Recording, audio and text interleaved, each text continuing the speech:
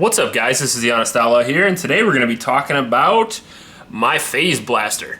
No, I'm just kidding. We're going to be talking about the Walther PPQ Q5 Match. Look at this thing. Look how ridiculous this thing looks, huh? Ridiculously cool. First of all, I love the blue. I like the fact that the Surefire X300 looks so cool. Looks pretty mean on this pistol, and we have the RMR attached as well. What is the Q5 Match, and what would you use it for? Well, it is a 5-inch 9mm pistol. It's a polymer frame pistol, about the same weight as a Glock 34, around 26 ounces. I compare it to my Glock 34, but it is currently sent off to Terran Tactical to get some John Wick stuff done to it, which is pretty cool. The overall length is 8.1 inches, barrel length 5 inches. It has 3 back straps that come with it. As you can see there, I have the large one on there. It's got fiber optic sights. The one big issue that you'll have that I'm going to talk about right off the bat is that you have to remove the rear sight to add the RMR, but it does come with a bunch of these RMR plates, as you see there, which is nice. It has a lot of slide relief cuts, as you can see here, and a spot there to have a ported barrel. Although the barrel does not come ported, and as far as I'm aware, Walther does not sell ported barrels, although you can get them sourced out from aftermarket sources, and I think Magnaport will do that for you with no problem if that's what you want. I also have, as again, the Surefire X300 on here, which we'll take off just so I can show off the pistol. The blue trigger that it comes with over the PPQ, it's got the M2 mag release, and I have a Taylor Freelance magwell on here with some Taylor Freelance, I think a +6 base plates. Give this baby a little extra firepower. The finish is Tinifer coating. The standard magazine capacity is 15+1. Mine is 21+1, which I just happen to prefer, and the MSRP is $850, and that is about what they're selling for because these things are relatively hard to find. I think mine was around 800 bucks. It's pretty difficult to get them much lower than that. A lot of guns like this M&P 2.0 that you'll see here, the MSRP is going to be much higher than what you can buy them for. Walther, not so much. That kind of tells you something about quality right off the bat, doesn't it? So what would you use this cool looking pistol for? Well, the first thing I'd use it for is home defense. That would be number one. I wouldn't think a second about using this for home defense. Could you concealed carry this? Well, you could. As a matter of fact, I saw a YouTube video the other day of a guy talking about him concealed carrying appendix style, no less, a Glock 34 with a Surefire X300 on it, as you can see there, and an RMR. Now, I don't know about you, but I think I don't have enough space down there to actually pull that off, but maybe he does. So if you have a little extra room down there and you can appendix carry a 5-inch gun with a Surefire X300, I guess more power to you. But I think I'm going to leave this at home and maybe take my standard PPQ. But as far as plinking and range work and competition work goes, man, it's tough to beat this. I don't want to spoil the review at all, but I'm pretty confident this is the best polymer gun for either plinking or RMR use on the market today. You could use this pistol for duty use, although I believe the regular Q5, not the match version, would be a little bit better at that. I think for something like a shit hit the fan situation, these slide cuts would be a disadvantage to you. I think you could get some stuff in there you wouldn't normally get with the standard PPQ. As far as reliability goes with this pistol, it's been pretty good. Pretty incredible for guns that have an RMR mounted to them. I would say it's pretty average or on par with the M&P, Glock, XD, that kind of thing.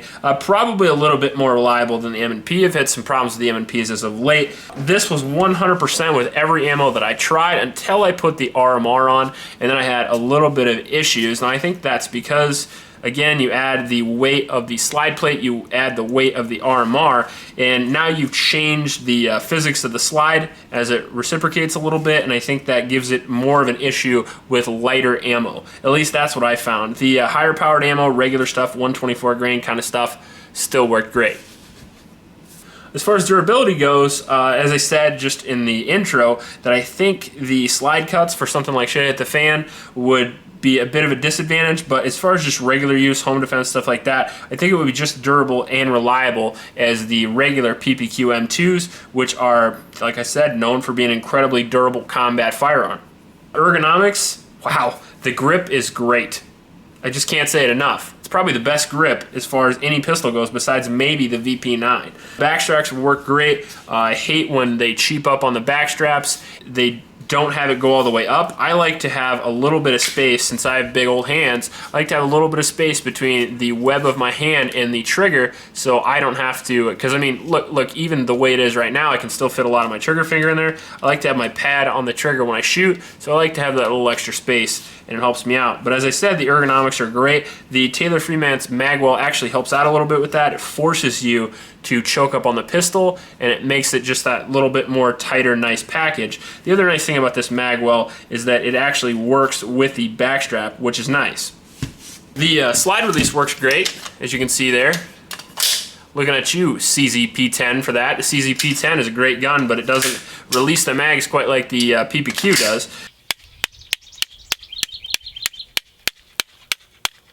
The slide release also works really great, as you can see there. Bang, really easy, really nice. It's actually a slide release as opposed to a slide stop, which I think is just an excuse for a product not working as it should. But regardless, both of these controls work great. One con that I felt like the PPQ Q5 has is that even though the longer slide dampens recoil quite a bit, which I think is a con of the regular PPQ, it just has a little bit more snappy recoil than other pistols of its size because of the weight, right? And even this is only 26 ounces, which is extremely lightweight. It's probably not that with the RMR and the magwell on it, but still extremely lightweight for the sight radius that you get out of it. I felt like the balance of the pistol was a little bit off, so I like to add a magwell to my 5-inch guns. It seems like it makes the balance a little bit better. It gives you something more to grip onto.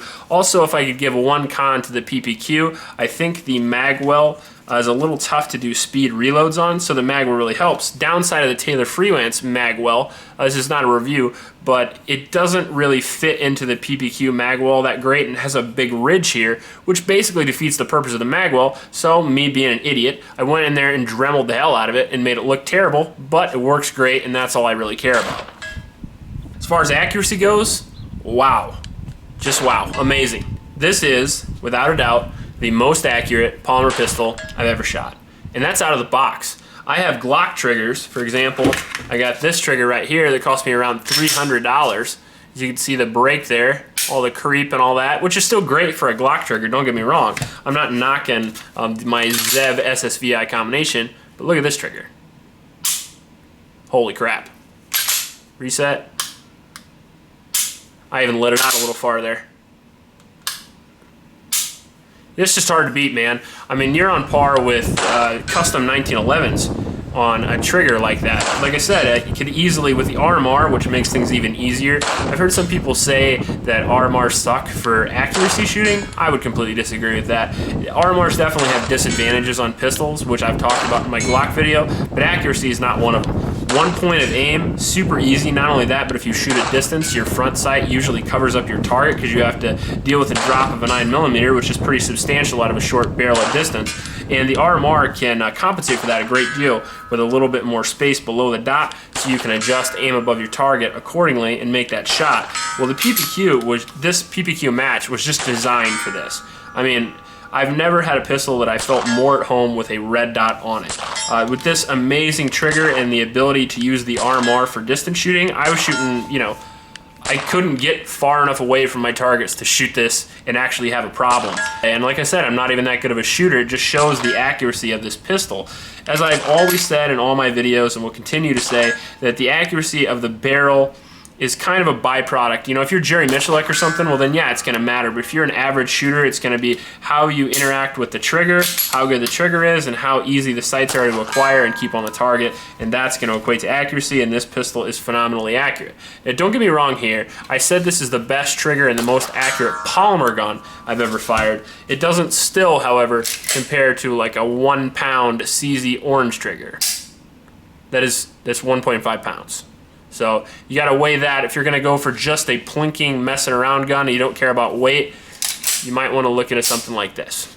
Now, some of the downsides of this gun. Traditionally, from the PPQs, one of the downsides that I wanna talk about, if you haven't seen my other review, is the polymer rail was a bit of an issue. This pistol, however, although it's nicked up a little bit, as you can see there, because I've had lights on and off this frequently. I even shot this at night quite a bit, because this was one of my home defense guns for quite a while and still will remain so. I wanted to test it at night, because if I figured somebody's gonna break in, they're usually gonna do it at night. You know, it's just the way things work. but it worked extremely well, although I think it's a little bit weaker than something like a metal rail on some other pistols. Another thing that I think is a weakness of this gun is the price. You really have to decide if this is worth the extra $300 over a standard PPQ. You know, you can get a 5-inch version for around $500, something that you could spend 60 bucks or so and get some Dawson Precision sights, and essentially you're gonna get very similar performance that you would out of this gun. Now the blue trigger looks really cool, and I bought this gun mainly off looks. I really like the PPQs, and sometimes I like my guns to look really awesome, and this really does. But the slide cuts, do they help with recoil? I think they do a little bit. But as far as the blue trigger goes, even with my trigger scale, which is my high-tech finger I have here, I've used to measure triggers, but I think it's so subjective on where you put it on the trigger and all that stuff. I think it's just better with feel. I think the triggers are the exact same to me. I could be wrong about that, but as far as the extra price, I don't think you get a much better trigger. I think you basically get the slide cuts, and you get the sights, and you get the ability to put an RMR, which is a good value. Don't get me wrong, because if you wanted to get this milled, first of all, it would cost you a couple $100. Secondly, I really don't recommend you get your slides milled. I just don't. I think from the factory, buying a gun that accepts an RMR or red dots out of any kind, I say RMR, but just any micro dot, Leopold, Delta Point, anything like that. I think that it's better to buy it from the factory, because once you mill the slide, or once you add an RMR or something, you change the weight. That's what I was talking about. You change the physics of the slide moving back and forth, which can drastically change reliability. You might take your super awesome Glock and get it milled, and then come back with some serious reliability problems.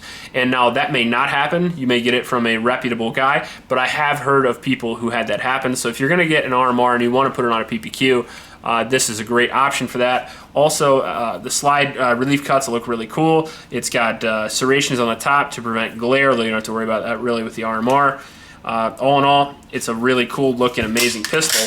And if you even add a couple extra, I think it's another 150 bucks, something like 40, 50 bucks for this magwell, and then the base plates as well, you can really turn this thing basically into a super accurate handheld machine gun.